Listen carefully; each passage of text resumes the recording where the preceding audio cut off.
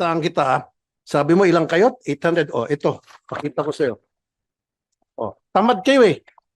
Look at this. These are Chinese products na nabibili sa Binondo. Na sinabi nyo, warning, masama sa kalusugan. Huwag tangkilikin. And yet, pinapabayaan nyo na nagkalat to sa Binondo at sa Quiapo. Ayan oh, mga Chinese products. Meron pa dito, may amphetamine pa. Oh, sabi nyo masama sa kalusugan. Bakit yung pinapayagan? Ba't di kayo nag-raid? Di ba meron kayong enforcement group na armed kung kailangan, di ba? Tapos meron pang biogesic dito na fake. Oh, nasa yung biogesic na fake? Meron din kami nabili fake na biogesic, fake na Neozep, and fake na Decolgen. Ayan. Alam nyo, Director General, itong mga fake na medicines, hindi natin alam kung anong formulation ito. Maring masama sa kalusugan to. Kung hindi man siguro effective, okay lang sana. Hindi tumatalab. Pero paano kung may side effect? Bakit hindi nyo po nahuhuli ito? Ba't kami? 800 ang tao nyo, kami ang tao ko, 2 lang ang tumutok dito. Ang dami namin nagawa. Yung sinasabi nyong 1,000, 50,000 mga nakumpiska nyo. Kung kami nga, milyonista agad. 2 tao lang. Ano pa? Napa-down namin, na-flag down. Don't use that word na kulang kayo sa tao. O katulad yung sinabi ni Senator Erwin sa Palawan, since 2018, importante yun para sa libre dialysis sa probinsya. Hindi ma-approve-approvean. Why? Kasi hindi kayo nakafocus doon. Kasi walang lagay yun eh. Kaya sinantabi nyo. Pero kung may mag-apply na malaking pharmaceutical companies, I bet you, approvean nyo agad yun. Kung hindi pala tumawag si Sen. Erwin, tenga lang yun. It's either inutil, tamad, or nag-aantay ng lagay. Ganun lang po yun. You guys are not doing anything. Akala ko ba mag-resign ka? Paano yan, sir? Yung hinamo kita dito noon na kapag naipa-down ko yung mga hindi nyo mapa-down for so many months and years, mag-resign ka. Sabi mo, we will comply. And then hinamo ko ulit yung boss mo, si DOH Secretary, na sabi ko, yung meron pang kayong produkto na 12 years na, hindi nyo mapa-down, ma-take down. Tsaka yung mga sa advisory, sabi ko, paano ko mapa-take down ko yan at hindi nyo mapa-take down? Sabi kay DOH Secretary, Erbosa, would you ask Attorney Teston to resign? Sabi niya, yes. Sir, inutil ka po.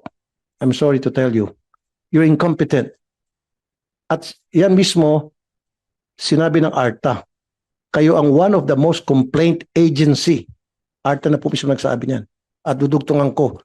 Dapat kayo, karamihan kayo sa management, magsi-resign na kayo. Inutil kayo eh. Wala kayong ginagawa kung hindi.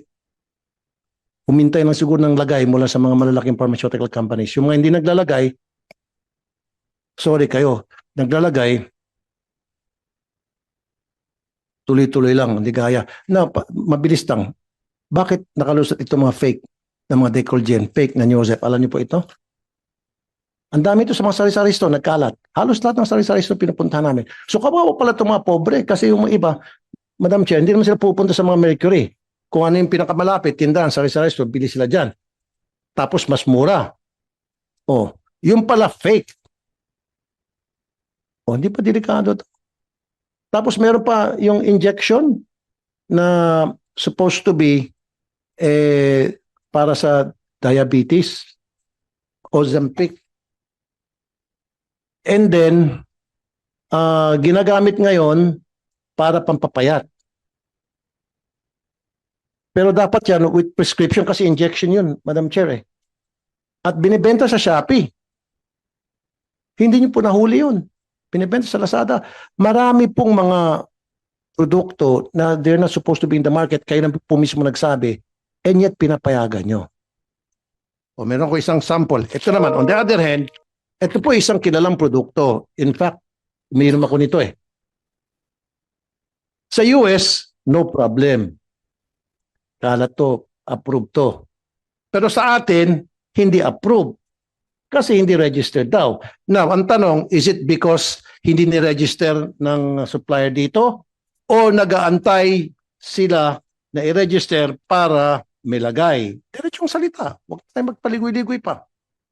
Maraming mga produkto kami nabili na sinasabi nila huwag tangkilikin kasi hindi naka-register, and yet sa ibang bansa, approved.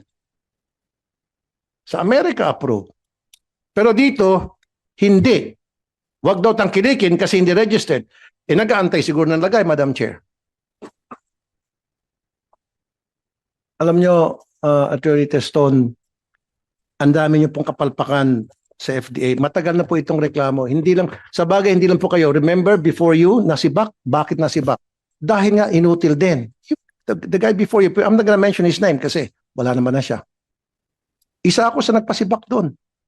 And then before pa, meron pa isang babae na FDA din, napasibak ko rin. Kasi inutil. So kung hindi nyo kayang trabaho nyo, di, mag-resign kayo. Your job is to safeguard the well-being, health and well-being of the consumers, and you're not doing that.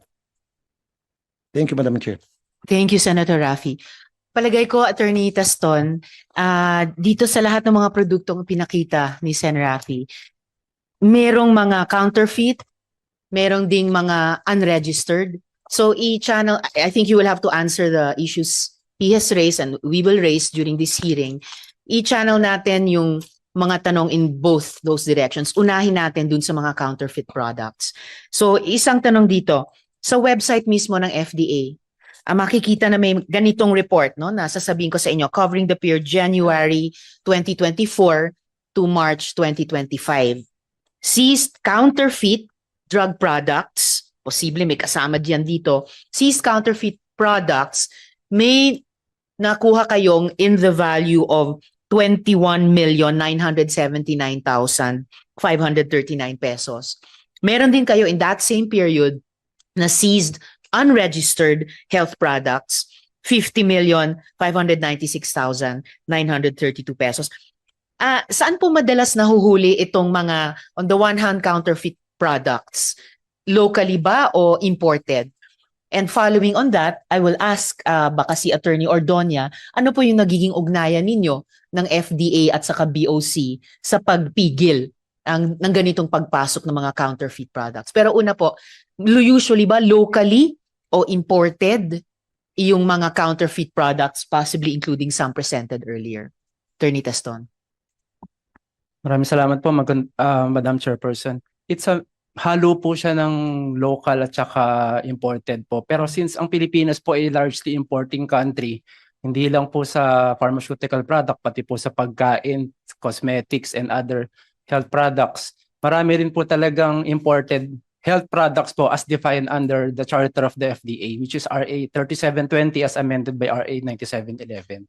So marami po talagang peddlers din po na nanggagaling po sa labas po ng bansa. At meron din po silang mga kasama dito na local distributor po, Madam Chairperson. Kung ganun ang kaso, so ano nga yung nagiging ugnayan nyo sa Bureau of Customs para mabawasan or ma-eliminate yung practice na ito na nakakapag-import ng mga counterfeit pala na pharmaceutical products na malamang pumapasok dyan sa bag na pinakita kanina?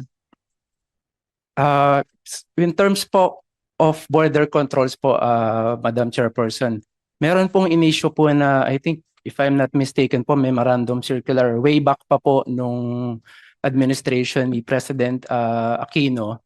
And what do those circulars mandate you and BOC to do together? Bago po i-release po ng Bureau of Customs sa border po of entry, dapat po kunin nila yung license to operate as importer-distributor.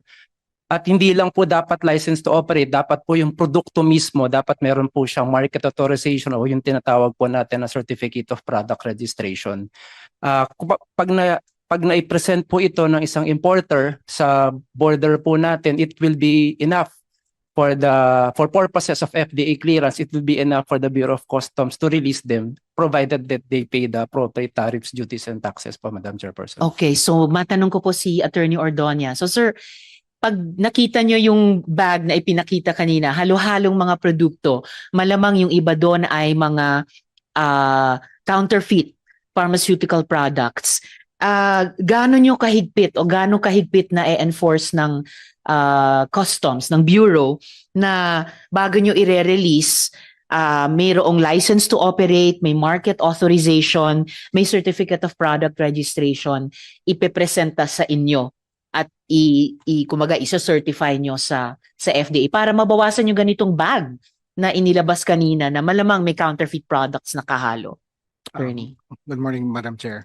I confirm the statement of the FDA, Madam, and before releasing these items, we see to it that we verify the authenticity of the documents presented. And with respect to counterfeit products, we have this office in the Bureau, specifically the Intellectual Property Rights Division under the Customs Intelligence and Investigation Service. Our office is mainly with respect to the anti-illegal drugs. Yes, ma'am. I'll have follow-up questions about that, but Senator Erwin would like to interject. Yes, Madam Chair, mabilisan lamang po. Tanong ko po dito kay Attorney Teston, meron po bang mga sanction, kaparusahan pag nagbenta po isang kumpanya ng unregistered health products? Kasi parang wala because continuous po di po ba? Kung meron po, ang tanong po natin, may napasara na ba o may nakulong na po ba kayo for selling unauthorized food supplements, Attorney? Maraming salamat po, Madam Chairperson, Your Honor. Meron po under Republic Act 9711 which amended RA 3720. Sa makatuwid po, Your Honors, Madam Chairperson, marami pong pending administrative cases sa FDA po.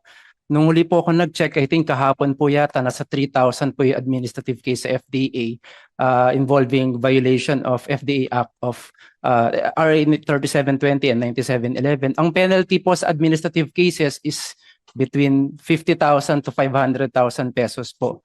Pero patungkol po doon sa may criminal cases po, ang criminal cases po kasi kadalasan po ginagawa po namin jointly with the law enforcement officers. Andyan po ang NBI, andyan po ang PNP. Pag meron pong operation, alam naman po natin na ang nagpa-file po ng kaso is yung kadalasan po LEAs o kung may complainant man, fina-file po siya sa may piskalya and then nililitigate po siya sa korte. Ang tanong ko, Attorney, lagi natin naririnig, may batas, may ganito. Yes. Napakababa naman palang penalty kahit sino kayang bayaran yan. May nakulong na ho ba kayo? May na-prosecute na po ba? May nakulong para nasampula, napasara? Parang wala pa po ako naririnig. Madam Chairperson, may Wala. The answer is wala. I can attest to that. Wala. Salamat, Attorney and Senator Raffy. Sino yung nire-refer nyo na para sagutin yung tanong ni na Senator Erwin at mag-comment dun sa comment ni Senator Raffy? Madam Sino po ba? Chairperson, Attorney nandito po Teston. yung Deputy Director General ng Field Regulatory Operations Office who can answer Attorney the question po. Tabakin. Yes po. Tabakin, sir. Attorney Tabakin, sir. So, please address the questions of Senators Erwin and Raffy. Good morning, Madam Senator and Mr. Pero before that, pwede maka-interject, Madam Chair? With the With the indulgence of Senator Yeah, Erwin, quickly, Senator Raffy. related sa Related po, before Kasi Attorney ang Tabakin. pinapasa ni Attorney Teston sa NBI, sa PNP, hindi ni responsibility BOC. Kayo, kasi kayo yung FDA, kayo nagsasabi na illegal ito, mali itong gamot na ito, hindi ito dapat na nasa market.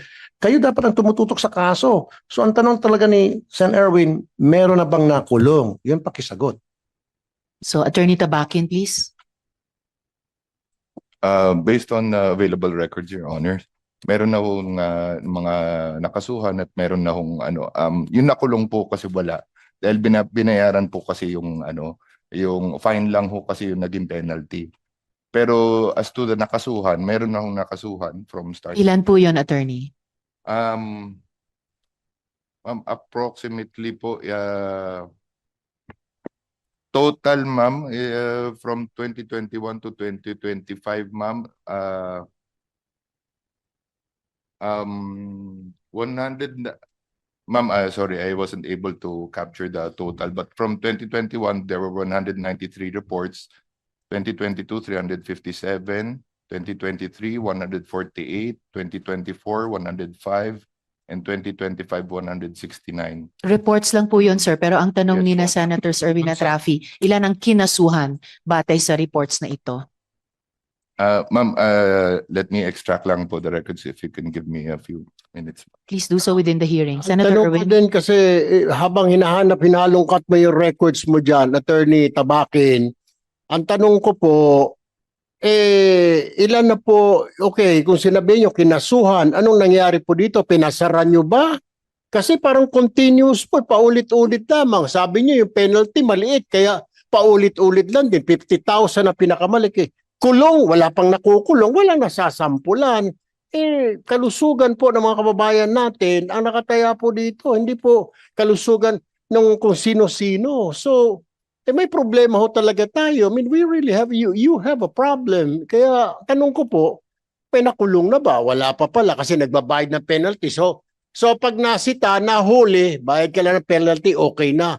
Larga ka na naman. Ang tanong ko dyan, pinapasara na ba? Kinakancel nyo na ba yung kanilang mga permit? Yes, Your Honor, we do.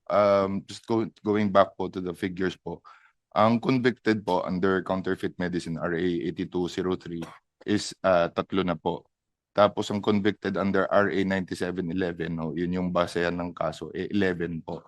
Na ganun. Ngayon po, yun, totoo po yun, talagang walang nakulong kasi nga ho, ang penalty na inimpose ng court, fine lang. So nababayaran nila ho yung fine. So hindi ho sila nakukulong.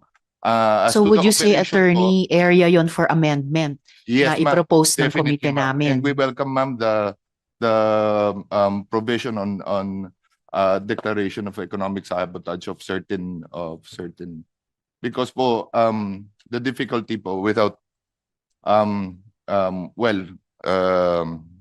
the Internet Transactions Act po, while the law kasi provides for extraterritorial application, the reality is we cannot go abroad, you know, to possibly file a case or extradite kasi karamihan ho talaga ng mga produkto, as you can see po dun sa mga description, talaga hong foreign ho foreign made.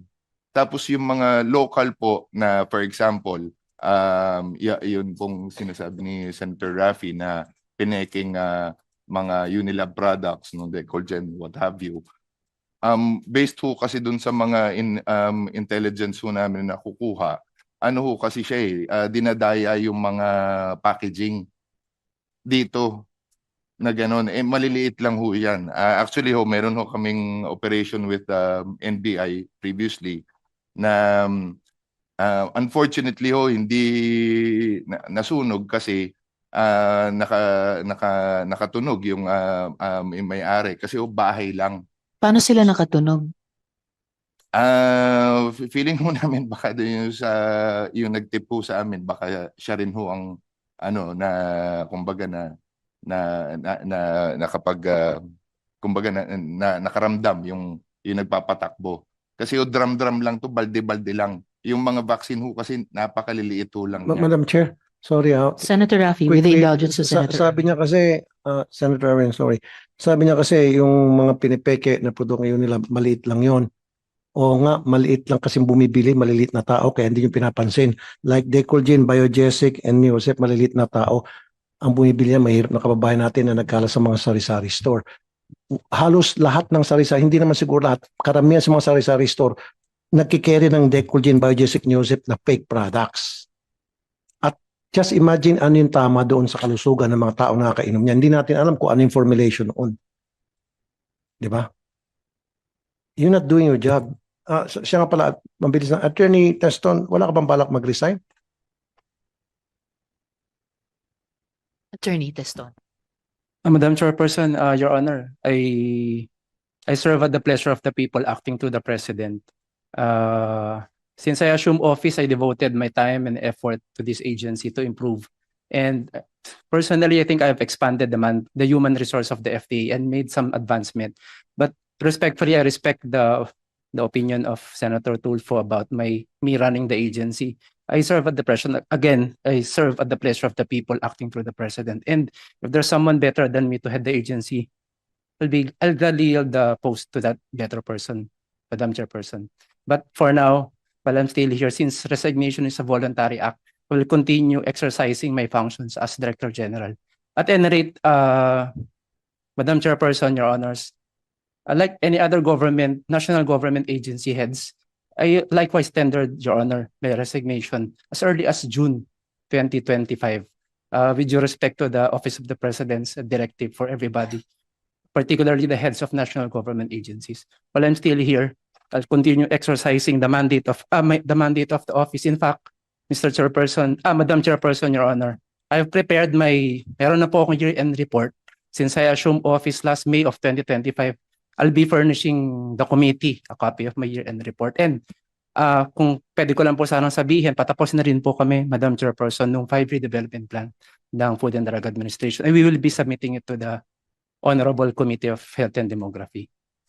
Abangan po namin yon, Attorney Teston, and mabuti naman na nag-respond kayo dun sa, kasi hindi po basta-basta lang nagre-raise ng question of resignation ang Senado, and the committee recognizes the seriousness with which pinipursue itong issues ni Senator Raffy.